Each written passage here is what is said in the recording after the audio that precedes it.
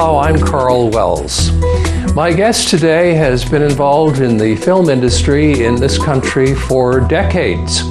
I doubt there's a genre of filmmaking in which he hasn't been involved, be it feature films, episodic TV, recurring television, the list goes on and on. His company is called Pope Productions. They currently have a bona fide hit on their hands in Hudson Rex, and it's my pleasure to welcome Paul Pope to the program. Hi, Paul. Thank you, Karl. We usually go back to the beginning with guests on this program and ask them a little bit about their childhood. What can you tell me about your growing up years? Where did you grow up and what was your neighborhood like? Well, my family community, Stones Cove on the south coast, resettled in '66. My parents had moved out prior to me being born, so I was born in St. John's. But when Stones Cove and Anderson's Cove were resettled, like both our grandmothers moved in with us, all our relatives are from the south coast. So you could I grew up in town on, Cherry Hill Road by New Cove Road behind George G.R. Parsons, for people who remember. But I was completely surrounded by Fortune Bay. People from Fortune Bay were a big part of my life, and Fortune Bay still rings through in our family. My oldest son is a history major, and that's his main area of focus. So, and we go back and forth. But East End, Mm-hmm. So, when and how did you become interested in filmmaking? Well, it started in still photography, and it was in grade 3. My teacher was Mrs. Brown, and there was a reader we had where this mystery is solved by kids taking pictures, and then when they develop it, they find the missing locket and stuff. And so I decided right then and there I wanted a darkroom, and so my parents just said no because I wanted everything. Anyway, so I eventually got a darkroom. I was in grade 4 by the time I got it, and it stuck with me. So I was taking pictures and developing prints and stuff. So then after 2 or 3 years, it evolved into a bigger darkroom in the basement of my house, and an enlarger, and doing all of that stuff. So it just kind of stuck with me. And then at the same time, my brother David, who is 8 years older than me, he and his friends were making short films in a little group they called Soul Brothers. And my brother went on to become the first. It was him and Mike Jones and a few others that established the Newfoundland Independent Filmmakers Cooperative in 1975. And so I went off to Ryerson to study photography and ultimately film in 1976. And it was between 76 and 80, NIFCO kind of became established, and that was what attracted me back. But, so it was. And then my brother passed away in '88, but I continue. So when you were at university, you came away with a film degree, or what was I got a Bachelor of Applied Arts in Film and Photography from, at the time, Ryerson Polytechnical Institute, which is now Bachelor of Fine Arts from Ryerson University. And whatever they might rename it now, who knows? Yes, that's right. They're in the process of coming up with a new name. But is that where you made your first movie? The first... Well, so NIFCO was and is a cooperative, and was very heady times in 75 and 76 in the early part, because nobody could make movies on their phones. Filmmaking was a really rarefied, expensive kind of art form, and that's how the co-op got together, because no one could afford to buy the gear themselves, but if we all worked together and did it, so it was really exciting, and we all worked on each other's films. So I made my own first film, would be a short film, in 1977, but I worked on my first film in 75 and 76 with my brother. And the story I like to tell is The actor that I have worked with the longest is Mary Walsh. My first show on set, my first film with her was, I think, 1976 or 1977. And I think we've worked together every year, or almost every year since, on something. We cross paths. So you never got into documentaries or anything outside of the realm of,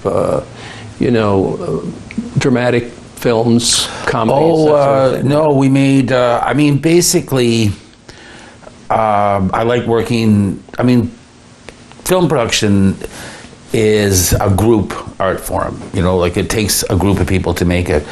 So I've made a number of documentaries, the most successful being My Left Breast with Jerry Rogers. It's her film. Oh. I produced it with her. And I made a couple of a bunch of documentaries, but my heart is in drama. Like that's where I gravitated towards. What can you tell me about the history of filmmaking in Newfoundland and Labrador? And I know you were probably a babe in arms in the 1950s, but when I was growing up, I remember the only movies that seemed to be made here were Lee Wolf fly fishing films and tourism movies narrated by O.L. Vardy or Don Jameson. Yeah, Newfoundland on the March. Well, it was kind of interesting because Smallwood, our first premier in Confederation, he certainly understood media. So there was, in the 50s, there was Atlantic Films, and some may remember it as a store, but they also had a pretty elaborate production facility, and it was in a purpose-built building in what is now the Blue Drop parking lot at Prescott and Duckworth. Right. And they had a recording studio, they had a mixing studio, they had editing rooms, and they produced Lee Wolf. I'm sorry, no, it was. I'm going to fool up his name, but it was a Latvian guy they brought over, not Bellmanus, but I'll be shot for this, but I forget his name. But they brought over it was a pretty elaborate film production operation. I think Ralph Pilotis worked with them. Oh, for sure, yeah. Point, but yeah. Then also in the 70s, Memorial University Extension Services partnered with the National Film Board to create the Extension Services Film Unit, and it was the thing on the go when I started in the business, and we had an educational Squires TV channel. Was involved with them as well. Yeah, we had an educational TV channel, Channel 13. We made Decks Awash with NTV that was on equivalent to Land and Sea. Exactly. And there was like a ton of material, and then at the same time, the Canadian Broadcasting Corporation was on steroids. There were like three big shows being done. The Wonderful Grand Band, Root Cellar, the Pigeon Inlets, the tons of talk shows. I mean, you were around for a bit of that too, right? Yes, it was an amazing production facility. So you had like the National Film Board had a presence in Newfoundland. There was the CBC on wheels, just like crazy amount of production. There was the film board, the Educational Film Unit at Memorial, which was up on Ridge Road. And so for us, they were the establishment.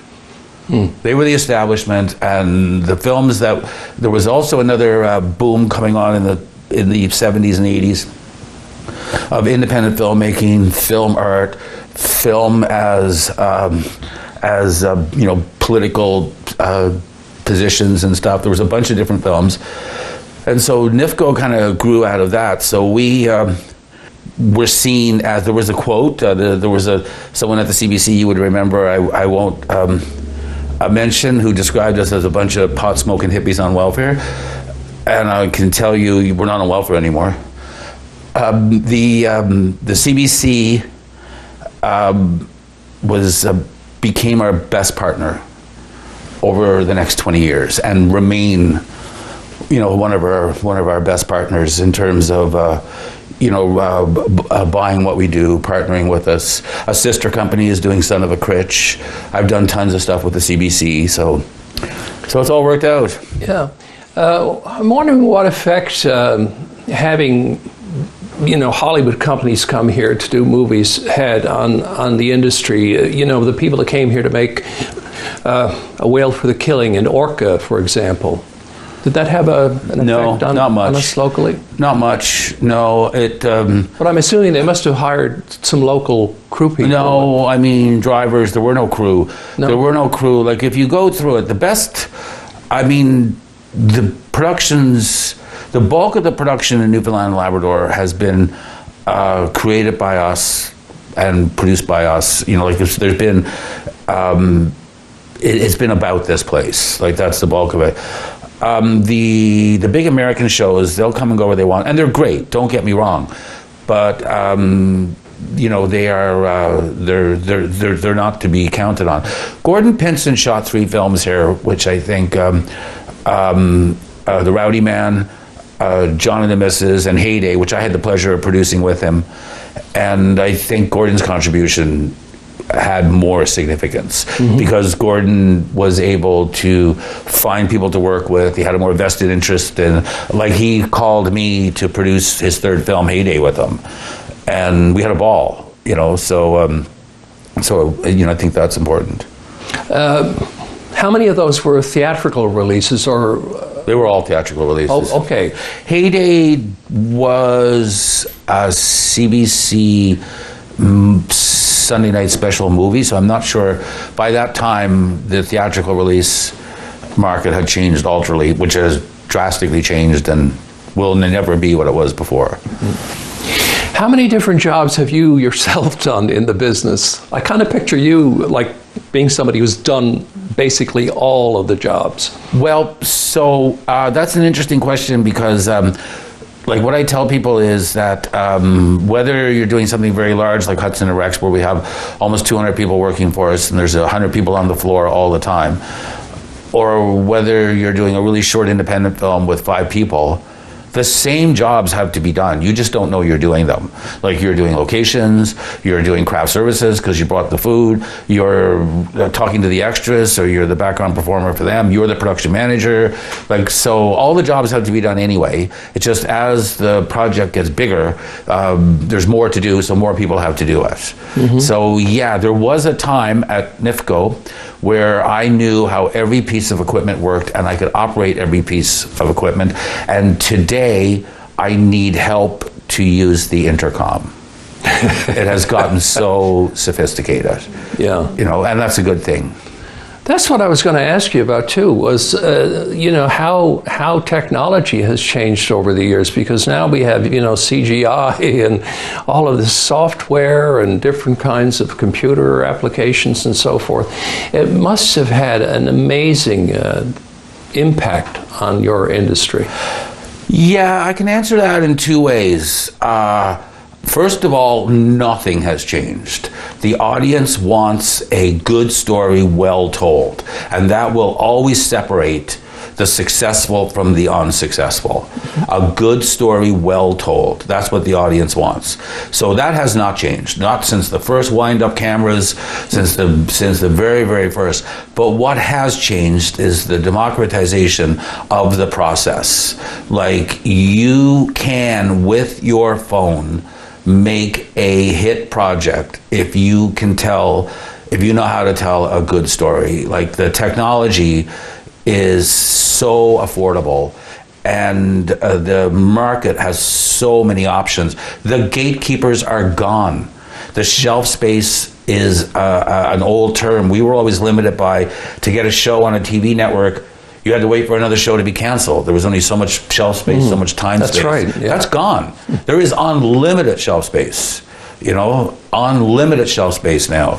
So just talk about that, because you're right. I mean, with streaming now, there's Netflix, Amazon Prime, Hulu, all of these different... don't even bother them. Those are still, they're the OTT, over-the-top people we call that are unregulated, and that whole deal. Yeah, they're still a big industry. They got their own gatekeepers. Like, you need agents, you need people to get in. Like, it's very difficult to, to just phone these guys up. But there's nothing stopping you from making something fantastic, putting it up on YouTube, and having a huge audience. Now, it's hard, okay, but it's not impossible, and it is happening.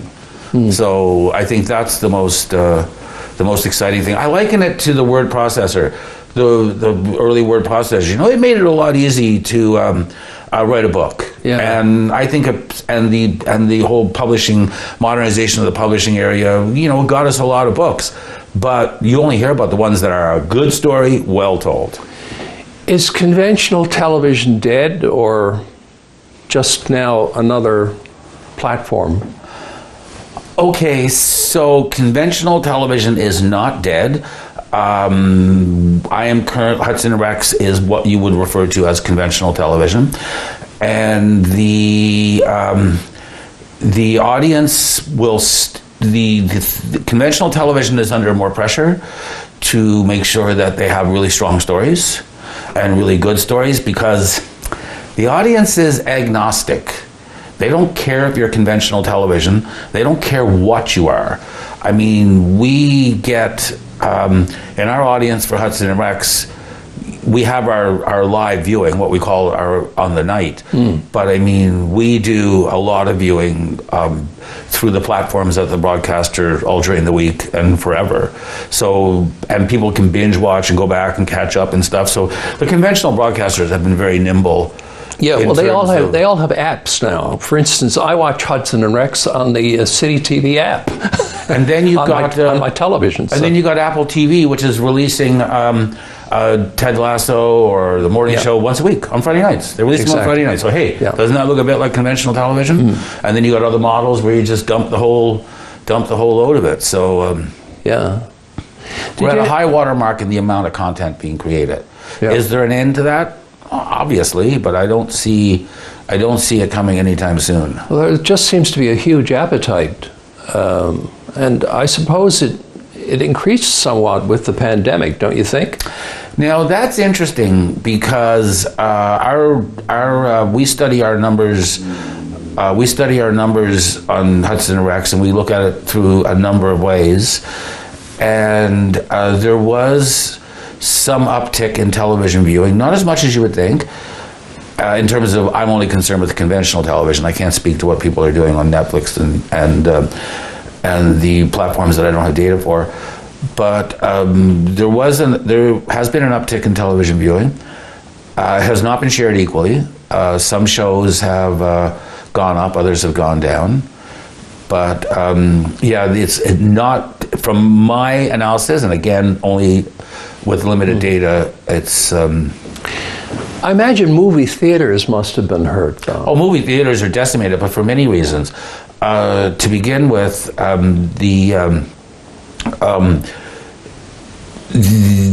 ability for the audience to see your films, and people have theaters in their homes that are really good. The movie audience decline has been pretty regular for the last number of years, and the model now is very, very big, what they call tent poles, like big budget special effects blockbusters, where the big screen, big audience viewing, and the movie audience is a younger audience. So, and the younger audience is declining. We are an aging population. Tell me about your operation at Pope Productions, your physical plant. I mean, do you have your own editing rooms and studios and that sort of thing? So Pope Productions has an office on Duckworth Street. It's very small. And Pope Productions is the holding company and the development company for the projects we do. So Hudson Rex is produced by Pope Rex Season 4. And we occupy, we have 2 studios in Donovan's. We have a large office building, and we have our own props and sets storage, probably the size of Value Village, with probably as much stock in it from 3 seasons in a building, which is what we call our sets lockup. So your set our edit room is at NIFCO. We rent everything. The model is you rent and work with suppliers. We don't. Yeah. We don't own big infrastructure. So I assume at some point when Hudson Rex ends, you will turn your studio or the building over to somebody else rent the building. Is that the way you operate? So basically, our intention would be is to have another show ready to start. Okay. And so that's kind of the life cycle. Like, you need stuff in development, you need stuff in production, and you need stuff out in the market. Are there places where, I know there's some kind of facility in Halifax, but are there places that have like a studio complex which is used by all of the stakeholders? Yes, there isn't. Montreal and Toronto and Vancouver are the only ones with serious studio complexes. But a studio, people misunderstand what a studio is. Like, a studio is primarily a warehouse that you adjust for what your show needs. If you're doing big special effects and a lot of huge sci-fi sets, then a more traditional film studio is required, where you have the 150,000 square feet, 24-foot ceilings, and no posts and beams.